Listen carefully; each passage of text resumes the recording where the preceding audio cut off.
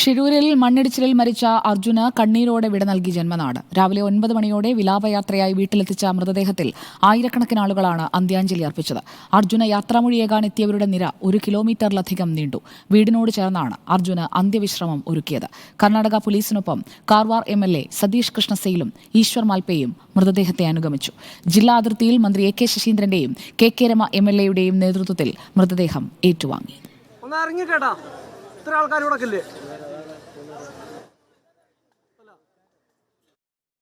VS Ranjith നൽകും കൂടുതൽ വിവരങ്ങൾ. VS രഞ്ജിത്ത്, ഇതുപോലൊരു വിലാപയാത്രയും സംസ്കാരവും നമ്മൾ ഇതിനു മുൻപ് അഭിമുഖീകരിച്ചിട്ടില്ല.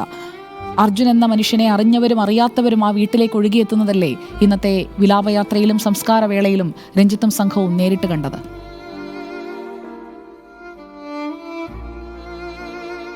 ത്തിൻ്റെ വേദന ഒരുപക്ഷെ കേരളത്തെ ഇത്രത്തോളം വേദനിപ്പിച്ചിട്ടുണ്ടാകില്ല, അതല്ലെങ്കിൽ കണ്ണീരിലാഴ്ത്തിയിട്ടുണ്ടാകില്ല എന്നുള്ളതാണ്. ഈ അടുത്ത കാലത്തൊന്നും കേരളം ഇത്രത്തോളം കരഞ്ഞിട്ടുണ്ടാകില്ല. അത്ര വികാരനിർഭരമായ ഒരു കാഴ്ചയായിരുന്നു ഇന്ന് അർജുൻ്റെ വീട്ടിൽ കാണാൻ സാധിച്ചത്. കേരളത്തിൻ്റെ അല്ലെങ്കിൽ നാടിൻ്റെ നാനാഭാഗങ്ങളിൽ നിന്ന് ആ വീട്ടിലേക്ക് ജനങ്ങൾ ഒഴുകിയെത്തുന്നു. അത് എല്ലാതരം അതിർവരമ്പുകളും ഭേദിച്ചുകൊണ്ട് തന്നെയാണ് ജനങ്ങൾ അർജുന് അന്ത്യാഞ്ജലി അർപ്പിക്കാൻ ആ വീട്ടിലേക്ക് എത്തിയിട്ടുള്ളത്.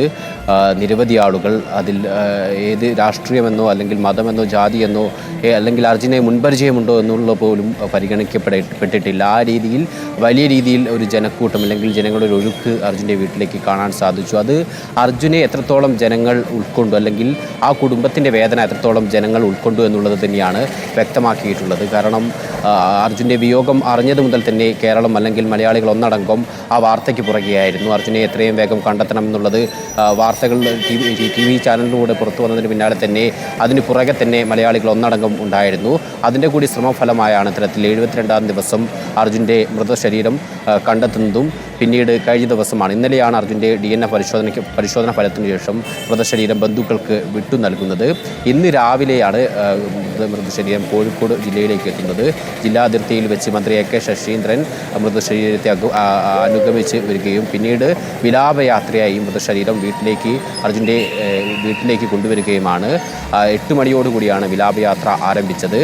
വിലാപയാത്രയിലുടനീളം വലിയ രീതിയിലുള്ള ജനപങ്കാളിത്തം. അത് അർജുനെ ഞാൻ സൂചിപ്പിച്ചതുപോലെ അർജുനെ മുൻപരിചയമുള്ള ആളുകളല്ല, അല്ലെങ്കിൽ അർജുൻ്റെ കുടുംബക്കാരോ അല്ലെങ്കിൽ അർജുൻ്റെ സുഹൃത്തുക്കളോ മാത്രമല്ല, അർജുനെ യാതൊരു തരത്തിലും മുൻപരിചയമില്ലാത്ത, എന്നാൽ ഈ വാർത്തയ്ക്ക് പിന്നാലെ അർജുൻ്റെ വിയോഗം അറിഞ്ഞതിൻ്റെ ദുഃഖത്തിൽ ആ വാർത്ത അറിഞ്ഞതിന് ശേഷം എത്തിയ ആളുകളാണ് ഈ വിലാപയാത്രയിൽ എത്തിയവരിൽ കൂടുതൽ ആളുകളും എന്നുള്ളതാണ്. അത്രത്തോളം ആളുകൾ ഈ വിലാപയാത്രയിൽ ഉണ്ടായിരുന്നു.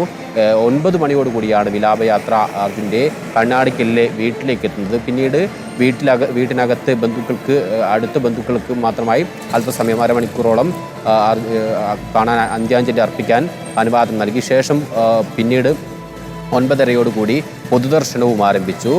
പൊതുദർശനം എന്ന് പറയുന്നത് ഞാൻ സൂചിപ്പിച്ചതുപോലെ പൊതുദർശനം സാധാരണ നമ്മളൊരു സമയം ക്രമീകരിച്ചാൽ ആ സമയത്ത് അവസാനിപ്പിക്കാൻ സാധിക്കും. പക്ഷേ അർജുൻ്റെ വീട്ടിലെ പൊതുദർശനം നിശ്ചയിച്ച സമയത്തിനപ്പുറം നീളുകയും എന്നിട്ടും ആളുകളുടെ ഒഴുക്ക് ആ വീട്ടിലേക്ക് ഉണ്ടാവുകയും, അതായത് അർജുൻ്റെ സംസ്കാര ചടങ്ങ് നടക്കുന്ന സമയത്ത് പോലും പൊതുദർശനത്തിനായി ആളുകൾ എത്തുന്നു. ആ രീതിയിൽ ഓരോ ഭാഗങ്ങളിൽ നിന്നും ഈ വിയോഗം അറിഞ്ഞ് അർജുൻ്റെ കുടുംബത്തെ ആശ്വസിപ്പിക്കാൻ ഉൾപ്പെടെ ഈ ആളുകൾ എത്തിക്കൊണ്ടിരുന്നു എന്നുള്ളതാണ്.